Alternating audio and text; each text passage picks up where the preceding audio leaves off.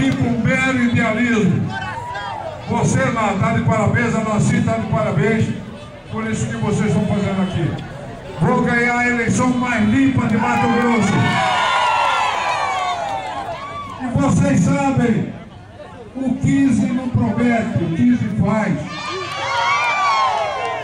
As principais obras que a Pedra Preta tem foi quando o 15 governava a Pedra Preta.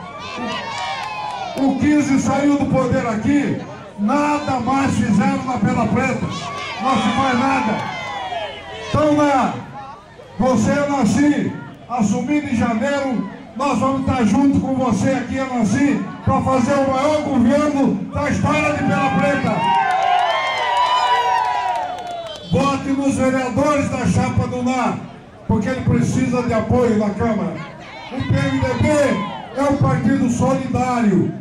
O PMDB, o PR, que está coligado aqui, os outros partidos, são solidários. Ele vai ter aqui junto com ele o governador Silvão Barbosa, vai ter o governo federal, todos os ministérios do PMDB, todos nós vamos fazer um grande mutirão em favor da Pedra Preta, chamar a Pedra Preta. Portanto, meus amigos, no dia 7 de outubro, é 15 deles para valer. Até a vitória.